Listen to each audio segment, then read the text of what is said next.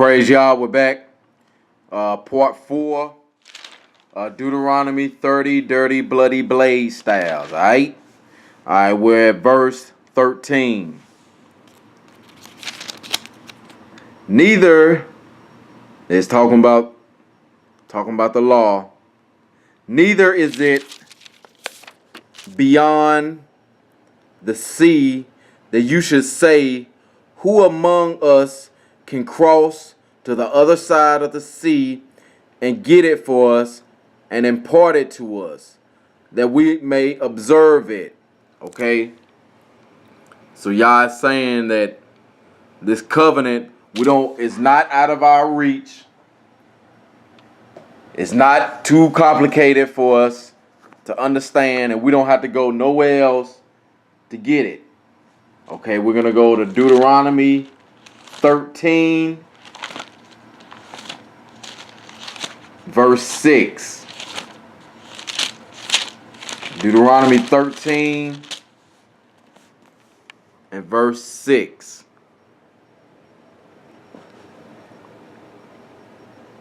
If thy brother, let me get this right. If thy brother, the son of thy mother, or thy son, or thy daughter, or the wife of thy bosom, or thy friend, which is as thine own soul, entice thee secretly, saying, let us go and serve other gods, which thou hast not known, thou nor thy fathers, namely the Elohims of the peoples which are round about you, nigh unto thee, or far off from thee, from the one end of the earth even unto the other end of the earth. Thou shalt not consent unto him, nor hearken unto him, neither shall thine eye pity him, neither shalt thou spare, neither shalt thou conceal, but thou shalt surely kill him. Thine hand shall be the first upon him to put him to death, and afterwards the hand of all the people. Okay? So Deuteronomy 30:13 is saying you don't have to go beyond the sea to get this law. And in Deuteronomy 13 is saying if anyone hears about somebody going and worshiping another power or simply an idol, a powerless idol, from the people close by or the people that are far off, the same thing is saying what you're supposed to do. Kill them. Kill them dead. Yeah. All right. Now, we're going to verse 14. Okay. No, the thing is very close to you, in your mouth and in your heart, to observe it. Okay. So Moshe is proclaiming, no, man. It's not something. This thing is very close to you. Okay. And the King James, let's look at this a little bit. Alright. Right now we're at Bible Hub. Let's see if I can get it better. Got this. Sorry, y'all. A lot of people will say that in Deuteronomy 30, the creature appears in this verse as the word. Okay? In the King James Bible is the word. And the Holman Christian Standard Bible is the message. Come on. The word. This thing is very near to you. The word, the word, word, word, word, word, word. Okay? So it's not necessarily that every translation it says this word. No, this message is very close to you.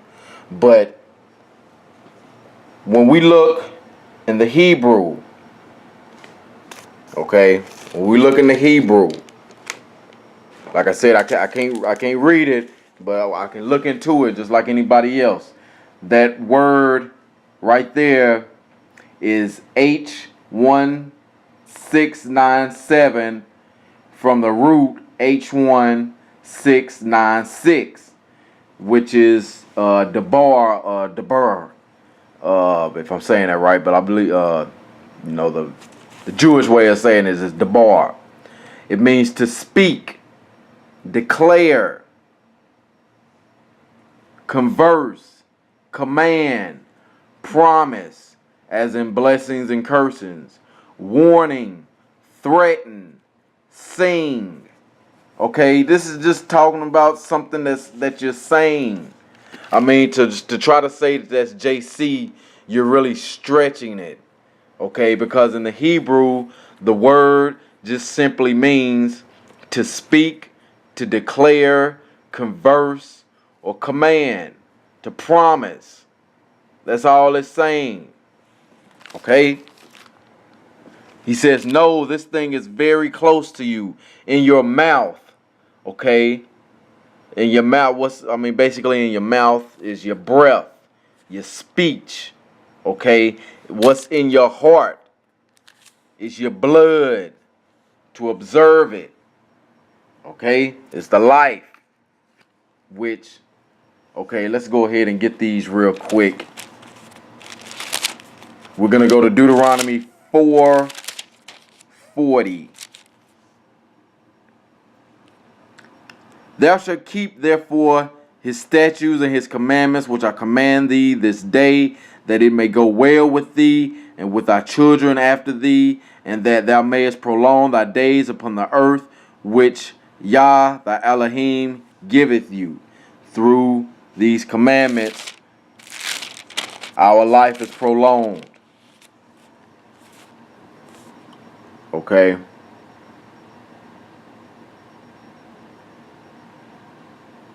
What's coming out of our mouth should be the commandments. Okay, now let's with Deuteronomy 8:3. And he humbled thee and suffered thee to hunger. Oh, I'm sorry.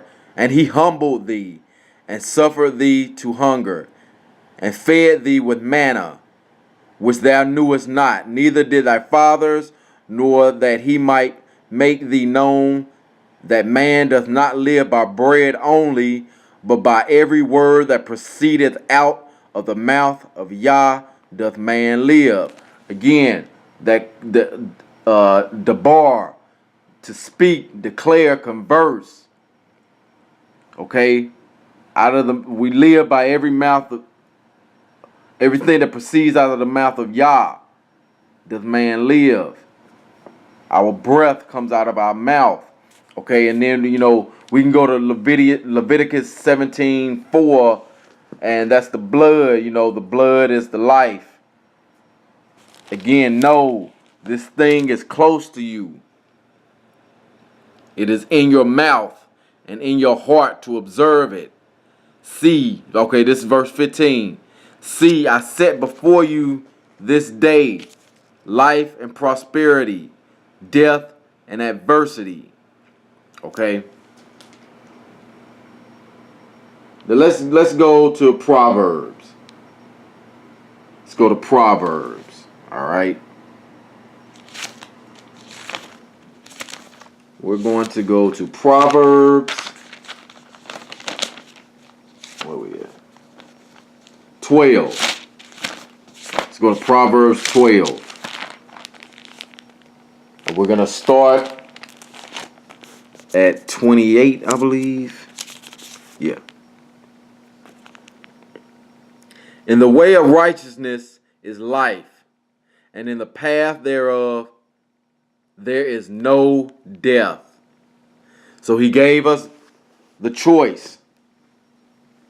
And in the way of righteousness is life. In the path thereof there is no death. Okay? So now, let's go to Micah. Let's go to Micah. Well, first let's go to Jeremiah. Let's go to Jeremiah 21 real quick. Jeremiah 21 and 8.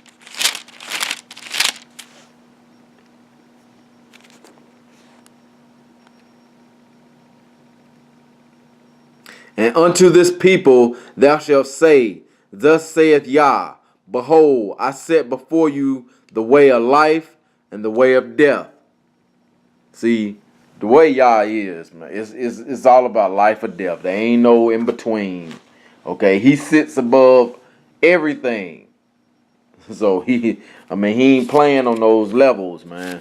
It's either you get with it or you die, basically.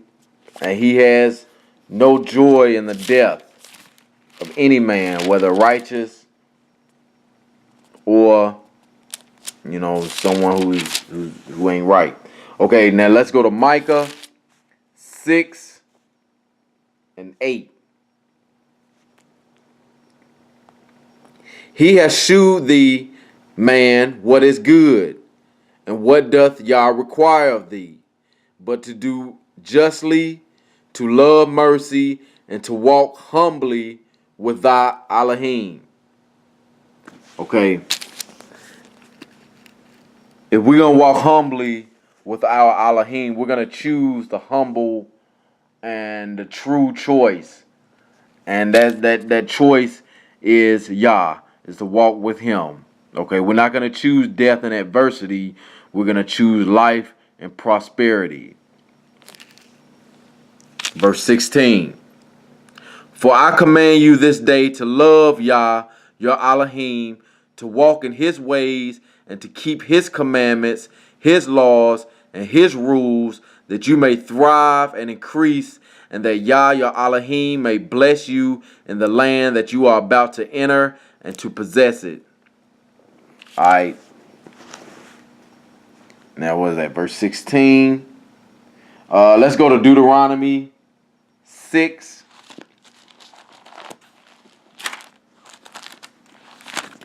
Deuteronomy 6. And I meant to come out of the Septuagint a little bit more, but I've been so used to being in the KJV. But we're at Deuteronomy 6. We're going to start at 4. Hear, Yasharallah, Yah, your Elohim, is one Yahuwah. And thou shalt love Yahuwah thy Elohim with all thine heart, and with all thy soul, and with all thy might. And these words which I command thee this day shall be in thine heart, and thou shalt teach them diligently unto thy children, and shalt talk of them when thou sittest in thine house, and when thou walkest by the way, and when thou liest down, and when thou raisest up. Okay? And thou shalt bind them for a sign upon thy hand, and they shall be as frontlets between thine eyes. All right? So what Yah is just asking us to do is love him the same way you want to be loved. That's the same way he wants us to love him, with submission and with a whole heart and in truth and sincerity. All right? Now we're going to just go to Deuteronomy 10.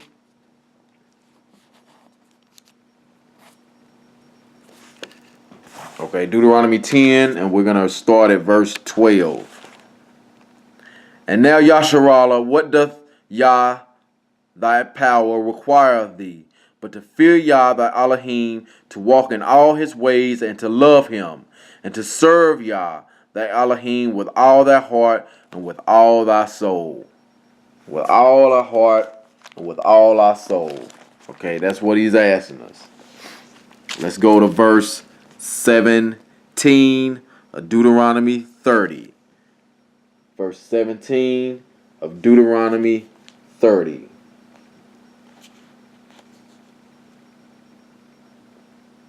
Okay. I just wanted to check something real quick. Sorry, y'all. Now this verse is basically the whole issue. The whole issue of basically this whole, you know what I'm saying, this whole book of remembrance. This is basically the whole issue in verse 17. But if your hearts turn away and you give no heed and are lured into the worship and service of other Elohims. Okay? Again, you can go to Exodus 20, 1 through 5. And it clearly says in there to not put any other, do not worship anything beside Yah. He's the only one. All right, let's go to Leviticus 19.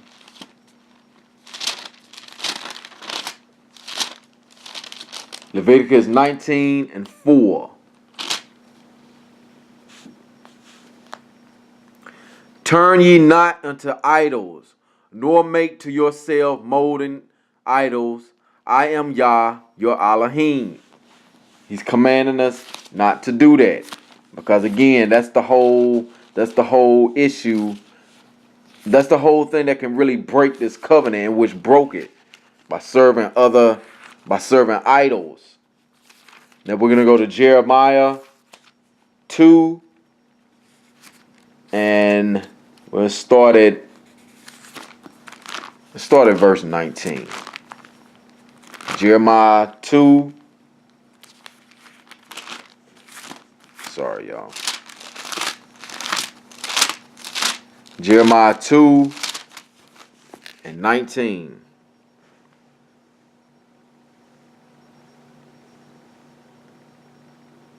Let's make sure. Yeah. Just trying to make sure I got it right. Thine own wickedness shall correct thee, and thy backsliding shall reprove thee. Know therefore, and see that it is an evil thing and bitter that thou hast forsaken Yah thy Elohim, and that my fear is not in thee, saith Yah, your Elohim. Okay? It's wickedness to go and search out some idol. It's a bitter thing. And within that bitterness is going to reprove us. Okay, now lastly, for this one, let's go to Hosea real quick. We're going to go to Hosea 7. And let's go to 10. And the pride of Yasharal testifieth to his face, and they do not return to Yah the Elohim, nor seek him for all of this. So for all that was going on in Yasharal, for everything that Yah was doing to them, they still wouldn't turn. Our forefathers still wouldn't turn back to him. You know. And Yah is only asking for us to not seek any other idols and to seek him wholly and wholeheartedly. All right, this is part 4. We're going to be back and finish this up with part 5. Shalom.